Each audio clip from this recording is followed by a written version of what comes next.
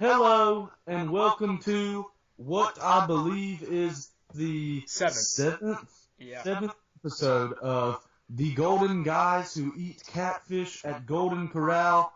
I am your host, Jason Harlow, alongside my lovely co-host, Thenicholaspatten. Nick, how's it going? What's up with you? Dude, it's going fine. Actually, I'm going to change that. It's going great right now. It's Monday night. Raw's on, but I'm not watching that because it's retarded and stupid. It's the same thing every week. But, just watching some classic Christmas movies at the moment. Just having a good time, loving myself. Getting ready for this podcast. Man, it's going to be a great episode. Great weekend this weekend. You want to explain to them what's happening? Absolutely. So we're going to be running down the biggest UFC fights of the week. It's really outrageous considering there's 3 back-to-back-to-back cards. Unless you've been living under an absolute rock, you probably know Aldo versus McGregor. Or unless you're fucking stupid and don't watch SportsCenter, or you only watch a certain sport, then you probably haven't heard of this fight.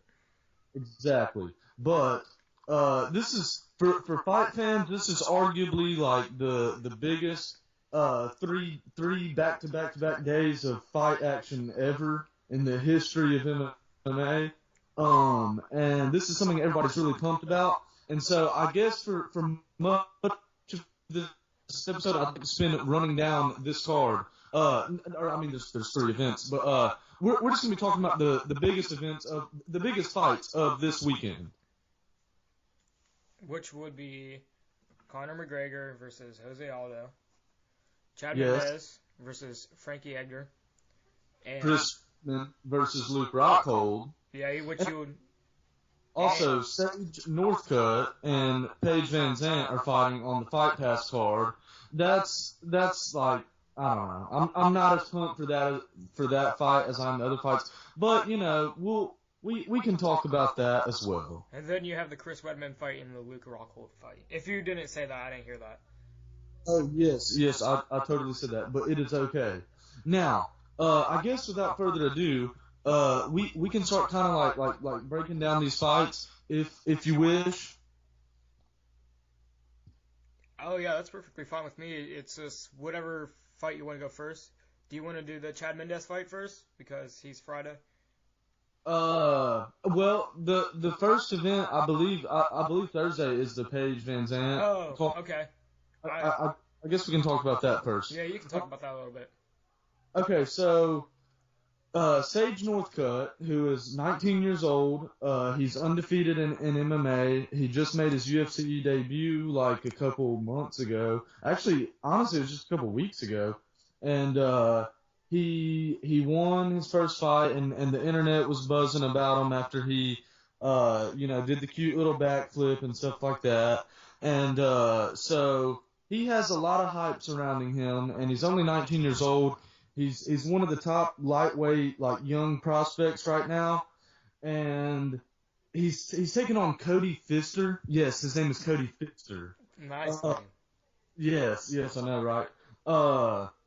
And I hate to completely write a particular UFC fighter off, but Cody Pfister is going to be that guy. I just don't see how he wins this fight.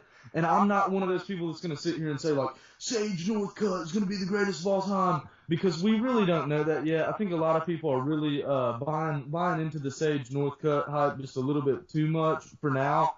But with that said, I absolutely think he's going to win this fight. I think Vegas odds has him as an enormous favorite, which that would make sense, because I honestly think that for Sage's first couple fights, the UFC, I don't want to say that they're just spoon feeding him some little competition just to help get him over as a star. But with that said, I think the UFC for now is only giving him fights that they deem winnable for him, and so therefore I'm gonna have to go Sage Northcutt all the way in this fight. I think that he's gonna win. Probably by TKO in the second round. If he doesn't finish it, it'll probably be a pretty dominant decision. And so that's the co-main event of the Fight Pass card, which I believe is Thursday. I hate how they make it to where you have to have Fight Pass to see all the events. Mm-hmm. You know, that kind of they honestly should have more free events, but anyway, there's particular ways to go around it if you don't have Fight Pass, if you know what I'm saying. Yeah, I know what I'm saying. I wish I knew more about this young fighter. He seems pretty badass. But I know where you're coming from, saying like, oh, he's gonna be the next big thing. That's what I like about UFC and just like MMA. You can never tell really who's the new upcoming best. Exactly. And there's something that goes along with what you just said that I will probably bring up later when we talk about one of these particular fights. Okay, but so I guess we'll go on to the next fight. There's Paige Van Zandt, who is quite possibly the hottest chick. Yeah, she is. Yeah, I like her. Yeah, she's one of my favorite girl fighters. Yeah. She absolutely could totally get it. She's also like 21, I think. I think she is like she signed with them when she was 19, I think. But anyway, yeah, right now she's 21. Standing at 5'4". I think she's like 5'4", 5'5". But yeah, I think she's 21. I'm definitely sure she's 21. Okay, cool. She's taking on Rose Namajunas, and they call her Thug Rose. I saw her fight on the DC versus Gustafson card. Sage was on that card too, I believe. And anyway, Rose is quite the mixed martial artist. I know women's MMA isn't as evolved, but I think Rose kind of is like a really bad matchup for Paige in a number of ways. But with that said, both of these are two like really exciting female prospects right now who both could potentially fight Joanna for the belt at some point. This is kind of a tough fight to call, but I truly think that Rose is just has a lot more of a complete game than Paige, and really? Therefore, if I were to have to bet my life on this, I'd probably pick Rose, but I think this one is kind of a toss-up. I'm putting my name on Paige, just to let you know. For real? Yeah. Yeah. She's more of an experienced fighter, I think. Well, okay, fair enough. She is listed as the Vegas odds favorite for what it's worth. Okay. But yeah, I mean this one's kind of a toss-up. I'd have to give it to Rose, but if Paige won, I would not be surprised at all. Yeah. Also, okay, so there is those are really the only fights that even matter on the Thursday card as far as I'm concerned. There may be some other fights, but there's nothing that like the casual fans or anything like really freaking out over. Those are like the main two fights for Thursday. Okay, so then Friday night is the Ultimate Fighter season finale. As you know, Conor McGregor and Uriah Faber were the coaches. And so we're going to find out who wins that. I'm sure McGregor and Faber will be in attendance. And then the big fight that they just kind of threw on this just to help, I guess, get the event more viewership is Chad Mendes versus Frankie Edgar. Nick, what do you think of this fight? This is another one of those that I personally think is kind of a toss-up. Yeah, they're pretty close in record. But I like Chad Mendes on this fight. I also like him just more personally. My thoughts on Frankie, I really don't like the guy. His face just makes me mad every time he looks at him. Yeah. I have never been a huge fan of Frankie Edgar either. As you know, Chad Mendes is coming off the loss against Conor McGregor. But other than that, Chad has didn't he lose to Jose Aldo too? Yeah. That I think was like last September. They actually twice for the title. And Chad never came out on top. But with that said, I don't know. I mean, like Frankie and Chad, they've both done a lot of solid work in the division. Frankie, not too long ago, I think it was just like about a year ago, he took out Cub Swanson, and at the time, Cub Swanson was like considered like a pretty decent prospect. And I mean he still is ranked pretty high. But these two fighters, both of them are some of the top 145ers in the world, and whoever wins this fight, I think will be taking on the winner of Aldo versus McGregor. And that to me, see, I don't know, because Mendez, if he wins and Connor wins as well, do we really want to see another like a rematch? Yeah. Yeah, we saw that in like July, so it's like why would they make that? But with that said, I think no matter who wins these two fights, they will be facing each other. Maybe at like UFC 200 or something. That would be crazy to see. But when we compare the two, Frankie has a good amount of reach on Chad Mendez, so that will definitely be a factor in the fight. But then you have a younger Chad. Well, I think Frankie's like 4 or 5 years older than Chad, but you still have a younger Chad Mendez. Yeah, I think the way they match up, a lot of people seem to be favoring Frankie just because he has like a pretty good stand-up game and also a pretty good ground game. He went 5 rounds with Uriah Faber in his last fight and actually got the victory. Mm-hmm. He fought Uriah Faber in like May, and they went all 5 rounds, and he didn't absolutely dominate Faber, but he definitely earned the W. And so like there's no doubt that both of these guys are absolutely legit. But if I were to have to, I'll say this much: I'm wanting Chad Mendez to win. This is a tough one though. I guess if I were to make a prediction, I'd say maybe Chad will grind him out or something. But this is a really tough fight to call. Yeah, definitely. They're both on the same scale of takedowns, but Mendez, well, Edgar has. I'm trying to think of this.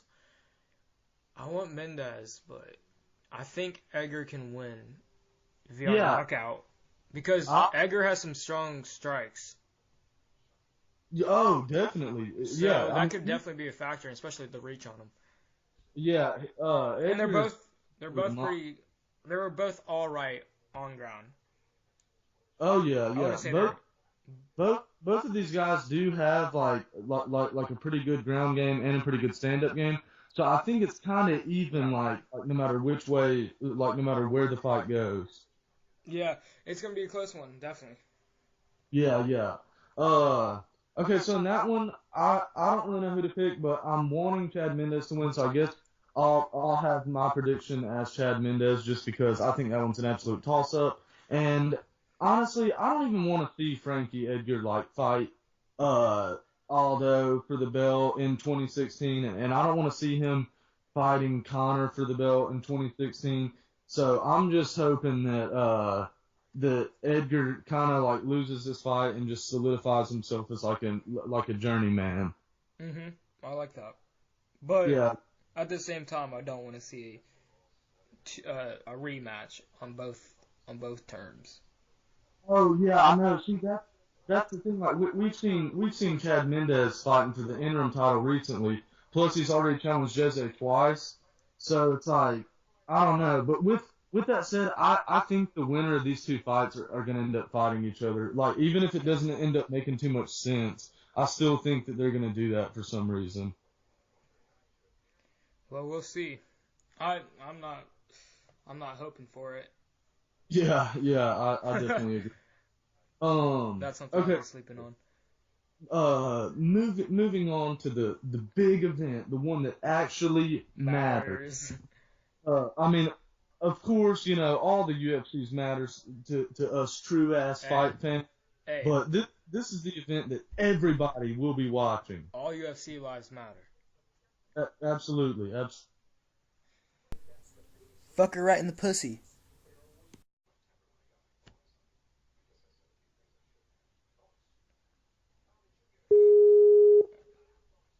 So with UFC 194, there's a lot of big fights going on. Most particularly, I would like to talk about, first of all, Gunnar Nelson. He's fighting Demian Maia. That's a tough fight to call. That's one that I think that it's kind of 50-50. Just like a lot of fights this weekend, but yeah, definitely. It seems like a lot of these fights are going to be really good fights. So it's going to be a historic card. Yeah. Like honestly, the only squash matches I see happening are Max Holloway and Uriah Faber, and then Sage Northcutt. Other than that, I don't think any of the fights this weekend are like huge squash matches or anything. Okay, so Yoel Romero versus Jacare Souza. This is a fight that features the two best middleweights that aren't currently fighting for the belt right now. I believe they're ranked like second and third, maybe second and fourth or something, depending on where like Vitor's ranked. But this is absolutely huge, I think, because it's basically 100% of that the winner of this fight will be taking on the winner of wow. Both of these guys are extremely hungry. Jacare, I don't think he's fought since his submission victory over Chris Camozzi, where he absolutely dominated him. And Yoel is coming off that knockout win against Lyoto Machida. With that said, that was like the worst Lyoto Machida we've like ever seen, I think. And so that fight, like there's a lot at stake for these guys. These guys are coming off win streaks, taking on each other, and whoever wins this will undoubtedly be fighting for that middleweight title in 2016. And I don't know. This is I hate to say this for like almost every fight, but this is a fight that is extremely tough to call because Yoel has a lot of hype right now after his last two wins where he finished his opponents by knockout, and then Jacare has been just like an absolute killer, like ever since he's come to the UFC. He's been tapping people out left and right, it seems. And so, I don't know who to pick in this one if I were betting my life on it, but I would rather see Jacare fight for the belt, especially because if you're number one, I don't think you should lose your number one contender status unless you lose. And Rockhold like leapfrogged Jacare, which I kind of didn't agree with. But with that said, Rockhold does kind of deserve the title shot after destroying Lyoto Machida in April. And so, I think that this is a extremely competitive fight, and it could go either way. If I'm betting my life on it, I would probably say Jacare just because maybe he could get him out. But Yoel has that crazy wrestling and like he's really athletic, so he may not be as prone to somebody as Chris Camozzi. Chris Camozzi, that was kind of a squash match. Everybody knew Jacare was going to win that, and so I guess that's why Rockhold was able to leapfrog. But moving on, Luke Rockhold versus Chris Weidman. It's crazy how Dana White and the Fertittas, they know what they're doing with all this stuff by having on the same card or in the same weekend championship fights where number one contenders in the same division are fighting as well. They really know what they're doing with that. I think that's genius because now people will see the Jacare and Romero fight, and then they'll remember whoever wins that is going to be making a name for himself, and then he'll be taking on the winner of Chris Weidman and Luke Rockhold. And so then that potential match in 2016, whoever it ends up being, is going to be like a huge fight, and I cannot wait for that. But for now, we gotta focus on what's in front of us. And Chris Weidman and Luke Rockhold. I think, to me, this is like I know I've been saying this entire. This is one of the hardest fights to call. Really?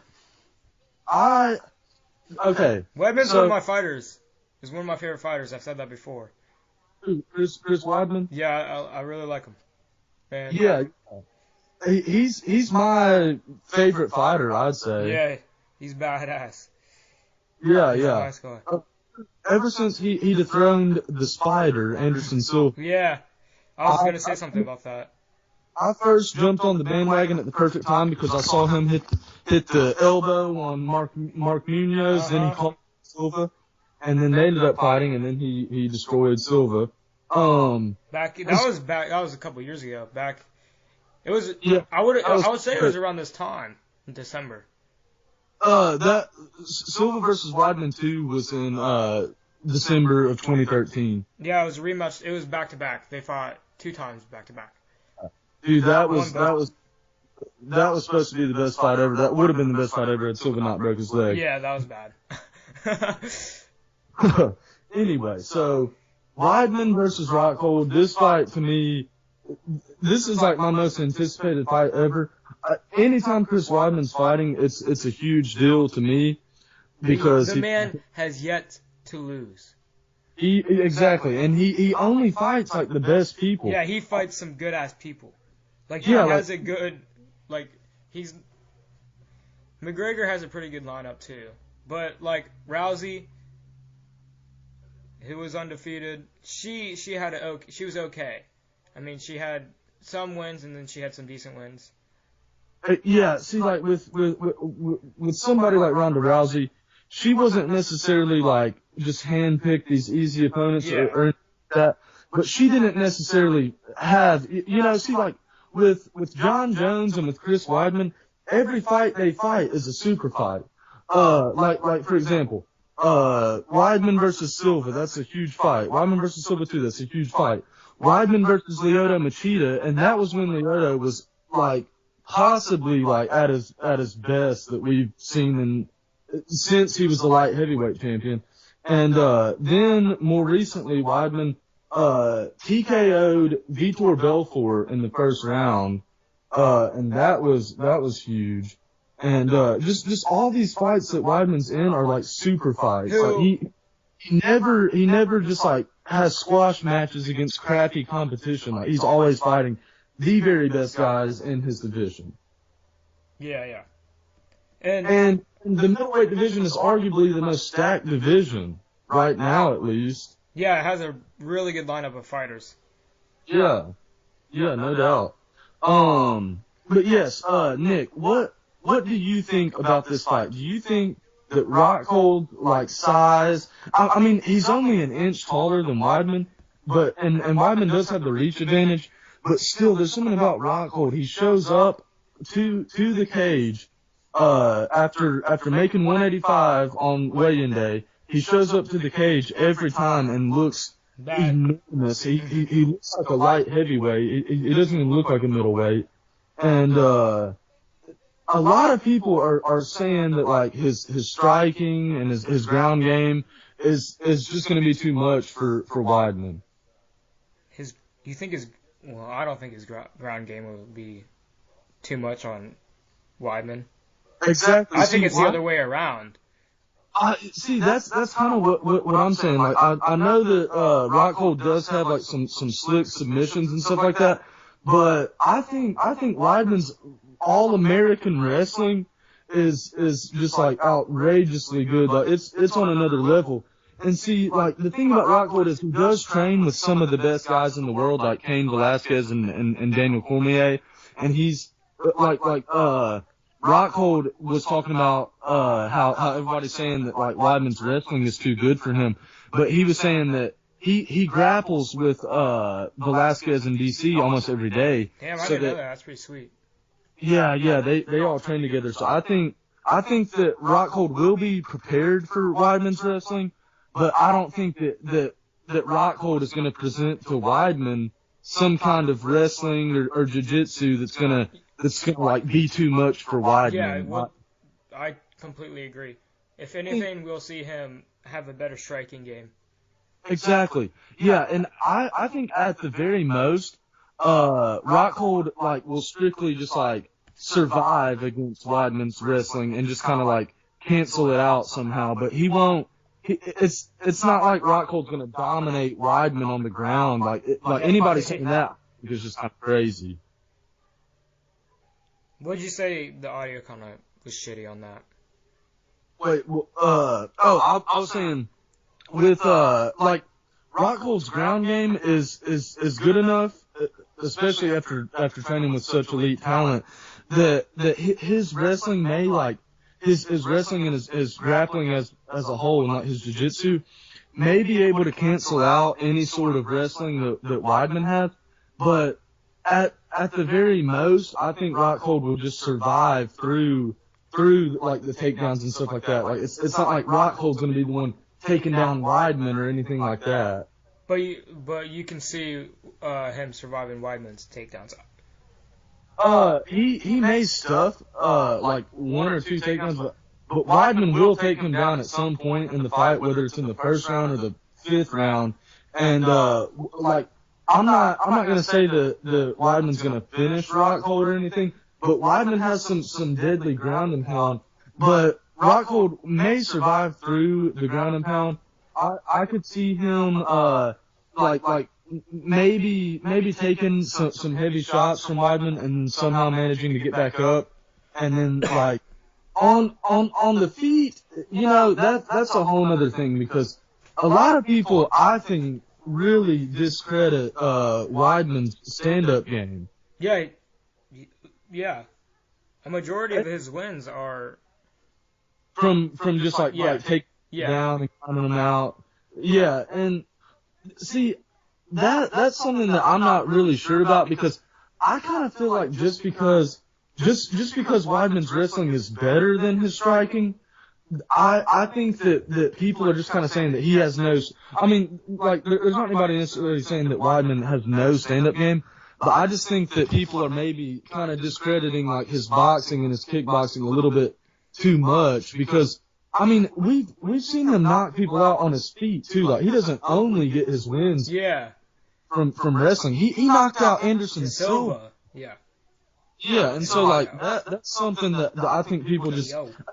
It really amazes me how quickly people forget about all these fights. It's like 2 years ago, Weidman was the guy who stunned Anderson, and Weidman was like the new breed of MMA fighters. But now all of a sudden, Rockhold gets so Rockhold is coming off a 4-fight win streak after losing his first ever fight in the UFC to Vitor. By the way, and then Vitor goes on to fight Weidman and gets destroyed. So that's something why MMA math doesn't work. But basically what I'm saying is Rockhold's wins so far are not really that good, and that's like what you were talking about earlier, where sometimes there's fighters and it's like we don't really know how good or not good they are right now, and how some people kind of overrate certain fighters. And I'm not saying that Rockhold's being overrated, because I think he's great, but I'm saying that like people are still sleeping on Weidman for whatever reason, and I think that's absolutely crazy. He has been. Everybody always says Weidman's gonna lose. Weidman's gonna lose. Nobody ever has Weidman winning, and he always wins. And Michael Bisping who's fought Luke Rockhold before, and Rashad, both of them on UFC tonight were trying to say that Rockhold is going to win this fight and that he's the next champion, and they sounded like very confident about it. And I just think that's crazy. When Michael Bisping made his prediction, he said I have picked against Weidman in every single one of his fights, and he's proved me wrong every time. But I'm still going to pick against him this time because I think Rockhold is simply better. To me, that is crazy. I may be a little bit biased because I'm a huge Weidman fan, but I just think it's crazy to count Weidman out completely, and yet people do it time after time after time. So I think that right now is the perfect time for Weidman to shut everybody up once again and establish himself as the greatest of all time. Bold ass statement. Yeah, it honestly is. There's a lot of other people that everybody says are the greatest of all time. John Jones is one who right now I would say is the greatest of all time. And then a lot of people still try to say that Anderson is the greatest of all time and that Fedor is the greatest of all time and stuff like that. George St. Pierre. I hear that a lot. Yeah, GSP, he's one that everybody says. But to me, if Weidman wins this fight, I'm not saying that he's gonna already be considered the greatest of all time, but I will say that he definitely belongs in the conversation, especially when you consider that all the guys he fights are just like talented as shit. And that for every fight he was the underdog, and he's shown that. Not necessarily the underdog from Vegas standards, but that's different. He's always the underdog according to like fans. Yeah. Dude, so many people picked Vitor to beat Weidman. It was sickening. Everybody on the week of the fight, Vitor's gonna knock him out, first round head kick or something like that. Then the fight happens and everybody's like, oh shit. And then of course they had their excuses like Vitor he didn't have his TRT or whatever. It's like, golly, can these MMA fans just shut up for once? But with that said, I think that people are counting out Weidman way too much, but that does not mean that I'm counting out Rockhold at all. If Rockhold were to go in there and it's like absolutely, I'm not saying he could destroy Weidman, but if he were to win pretty decisively, then I think that Rockhold may at some point end up being considered like the pound for pound best. Because if Rockhold gets past Weidman, I don't think Rockhold will have trouble with anybody else in that division at all. Like, the winner of Jacare and Romero is gonna lose to whoever wins between Rockhold and Weidman. At least I think. So how do you think the fight's gonna end? Alright, I'm gonna go bold again. I know that these predictions can be a little outrageous. This fight, just like I've said, anything could happen in this fight. Like, I mean absolutely anything. But if I were to have to bet my life on it, I would say, I may be a little biased, keep it in mind, but Weidman by split decision. But I'm going to be a little bit bold and say Weidman via late fourth round standing guillotine, after that is followed up from a series of like elbows or punches or something where Weidman will be controlling Rockhold up against the cage. Not too bad. I think that sounds somewhat realistic, but there are people out there that swear Rockhold is going to like destroy Weidman. To me, it's crazy, but I don't know. What is your final prediction for the fight? I'm going late third round, TKO by punches. For Weidman? Yeah. I like that. See, Rockhold's great. Don't get me wrong. Or elbow followed by punches, or the other way around. Yeah, that could very well happen. This is a fight that's tough to call, and I'm sold on Rockhold, but maybe he just isn't as good as everybody's thinking, and I think that we may find that out. And not only that, that's what he is. We're also going to find out that Weidman is better than everybody has ever believed. Yeah. That'd be awesome. That IV ban could make a difference, but we won't even talk about that because that's when you start getting a little too much into the politics of fighting. Mostly what matters is just watching the fight, seeing how it plays out in the cage. If I were to try to make some kind of excuse for Chris Weidman right off the bat and be like, well, the IV ban's gonna be what causes him to lose his belt or whatever, then that would just be me being a shitty MMA fan. And as an MMA fan, I gotta understand that they're both gonna show up to the cage, try to do their very best, and whoever wins, wins. I like that, Jason. Yes, absolutely. Now, so would you like to provide a little bit of breakdown for this huge main event? This is some people are saying this is the biggest MMA fight in the history of the UFC. It might be, but I don't necessarily. It'll be top 10, maybe top 5, but not greatest. Yeah. This fight is definitely huge, but I think that if you were to really sit there and come up with like the biggest fights in MMA history, this main event, Jose and Conor, this is up there, but it's not the best fight ever. But now, without further ado, would you like to provide a little bit of a breakdown on this fight? Yeah, do you want me to start off? Oh, hold on. That's cool. Wait, but before you get started, is Conor one of your favorite fighters? Yeah, he's up there.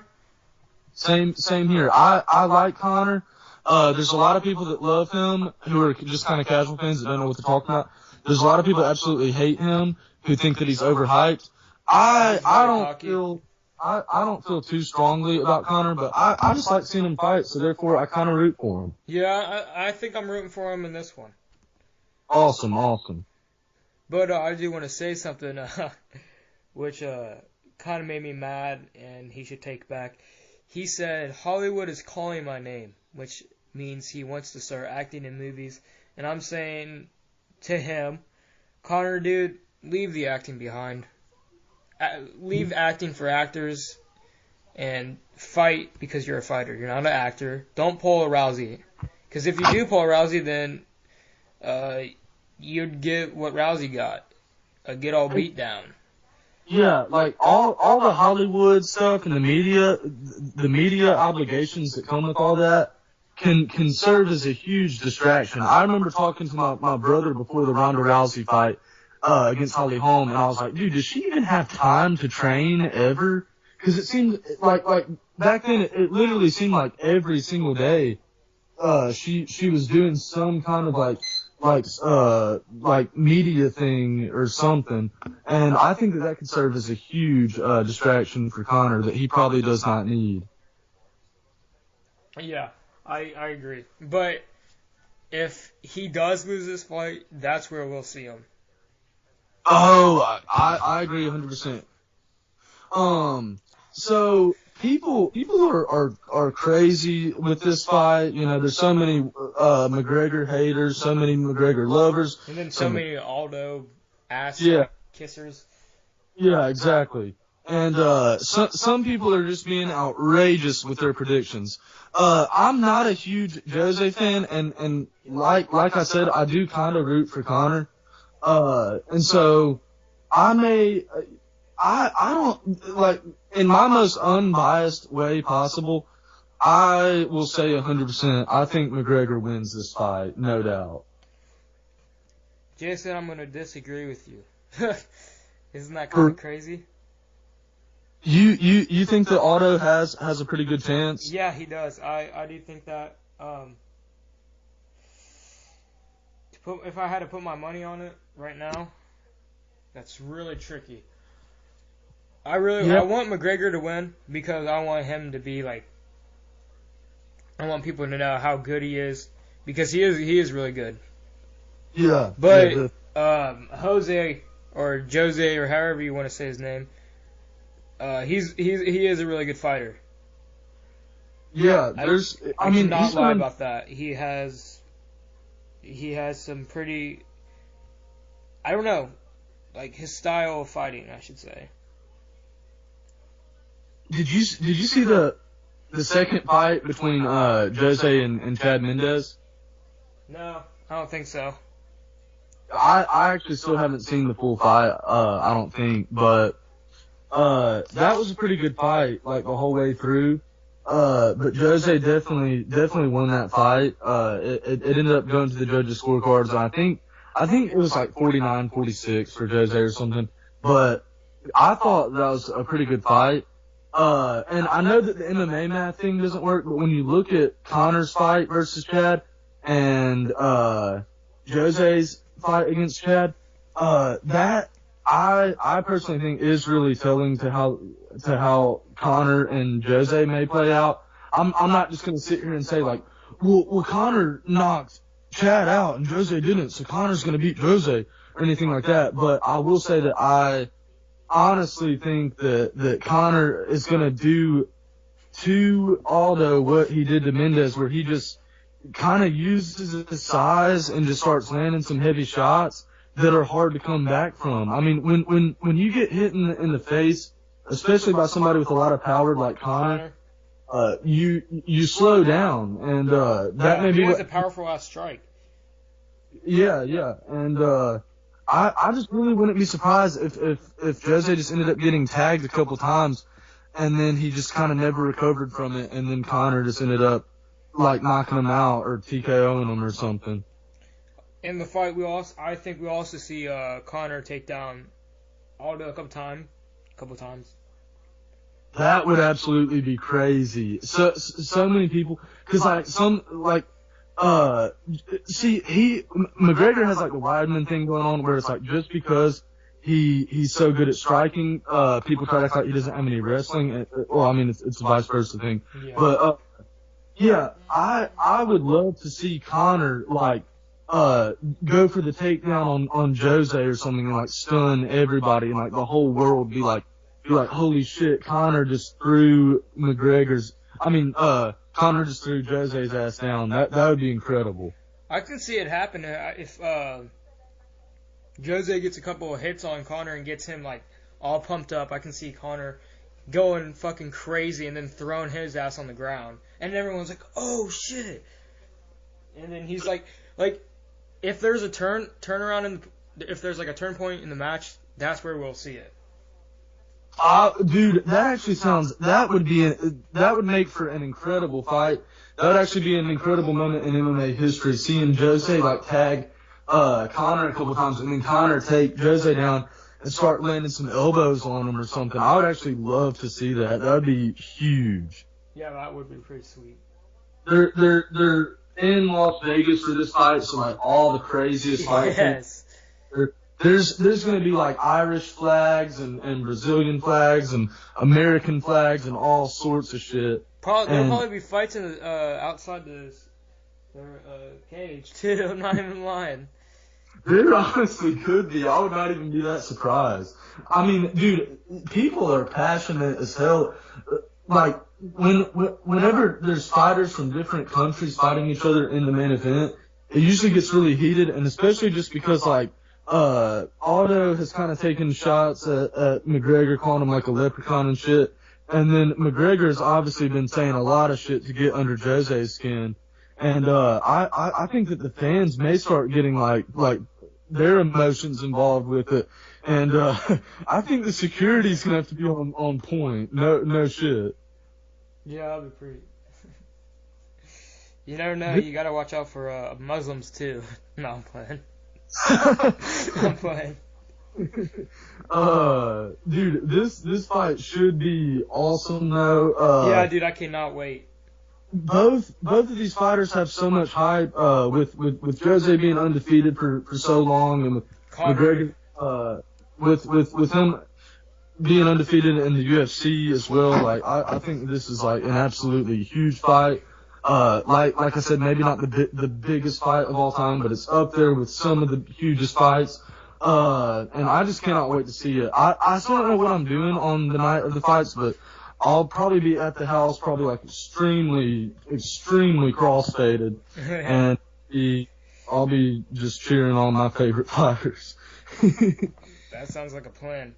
But I just want to say, shit, dude, this is gonna be crazy. I don't think it'll go to decision, even though all those fights recently have been split decision. Yeah, he has had a lot of decisions in his last couple fights. So I think that's gonna be a big factor in that. After breaking it down, I'm saying Conor. I'm going with Conor McGregor. I am too. I know that Jose's great. Don't get me wrong, but like the previous fights for McGregor, I'm going with a TKO. Fuck, can't even speak tonight. TKO punches. I absolutely like that a lot. That sounds completely legit. If I would have to bet my life on it, I would say McGregor is going to finish Jose before the championship rounds, probably in the second or third. I got third. KO. Late second round or early third. Yeah. I honestly wouldn't be surprised if like the first round's pretty even.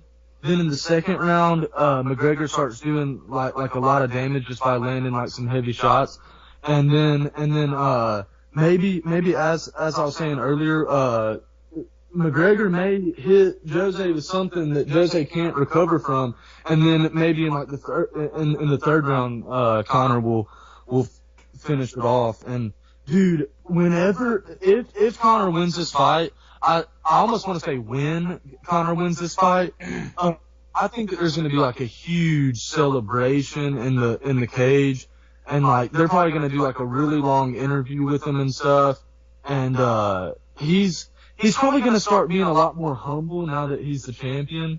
Now that he's going to be the champion, at least as I see it. But yeah, I just can't wait to see how it all plays out. Like this event is absolutely huge. I just hope that he doesn't try to go be a big old movie star, because he's living that fantasy right now. Exactly. He's getting all that attention from the media and stuff. Just like what happened with Rousey. Yeah.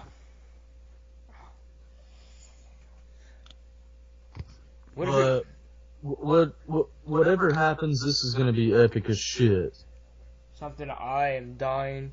It's gonna be a great Christmas gift. Absolutely. So. Well, hey, Nick. Yeah.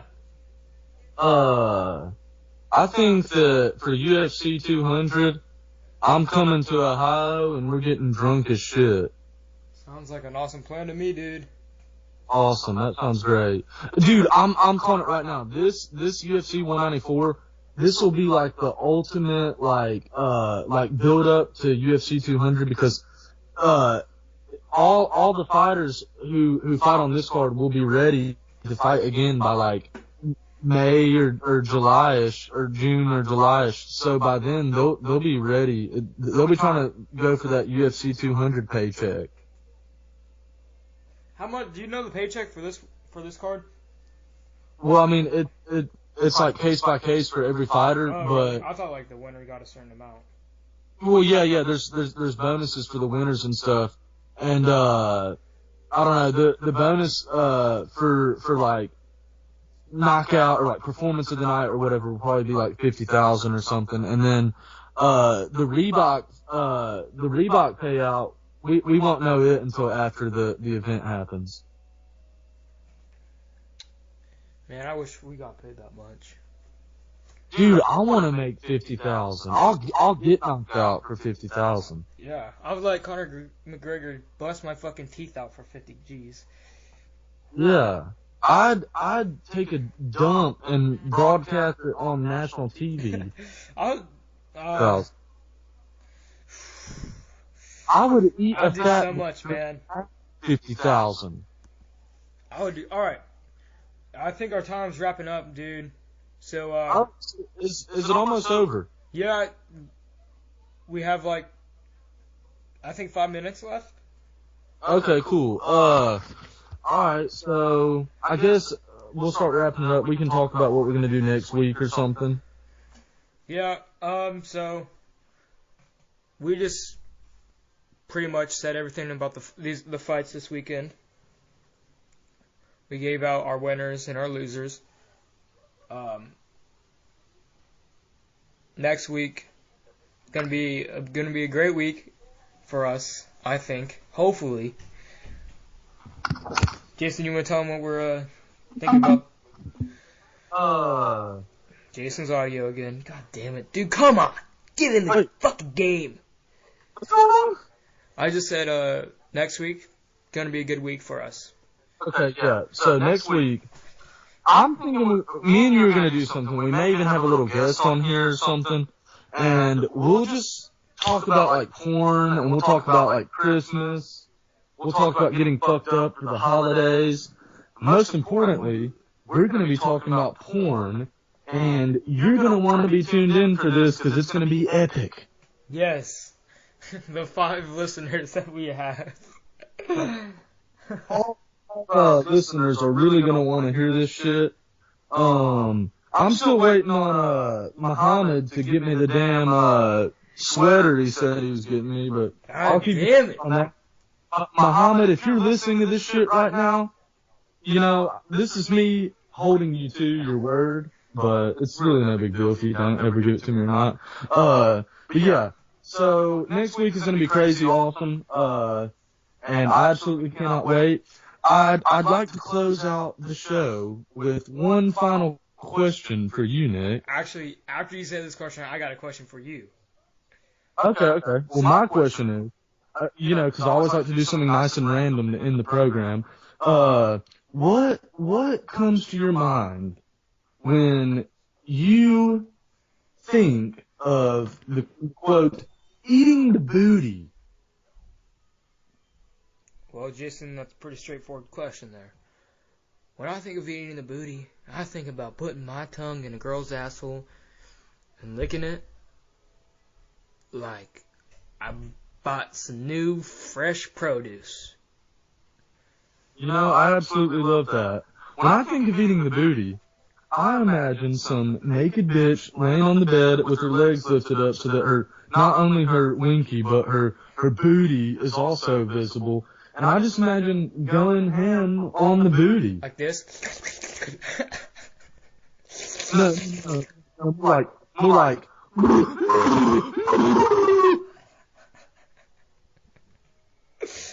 Wow, dude, that's awesome. Okay, my final question for you. When you're watching porn, is it gay, or do you turn gay when you bust when there's a zoom in on the penis or on the guy's face? Oh, I always try to make sure that doesn't happen. Yeah, I know. Because, a lot of people make sure it doesn't happen, but if it does happen, is that gay, or does it even turn you gay? No, because the reason why you're climaxing is because of the girl, or at least in my case, is because of the girl. For straight people, it's not like just because the guy's penis is there that's why you're excited. Just because you're busting at the time that his penis may be more visible. You know what I'm saying? Yeah, I agree. Okay, awesome. But it's happened to me once. I had to jack off 3 times to lesbian porn after that. Nice. Yeah, I want to say that's probably happened to me too before, where it's like, oh, I'm about to bust, and then it's like, you know, one of those No. or something, you're just like, ugh. But yeah, I want to say it's probably happened to me too before, sadly. Alright, well, Jason, it was a great episode. I'll speak to you this weekend, and of course, any other day of the week. Of course. With the fight, yeah, I'll talk to you then, bud. That sounds great. You have yourself a good one. And to our listeners, thanks a ton for tuning in to The Golden Guys. Who eats catfish at Golden Corral? Yes, that.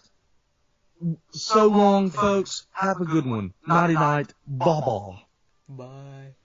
Bye.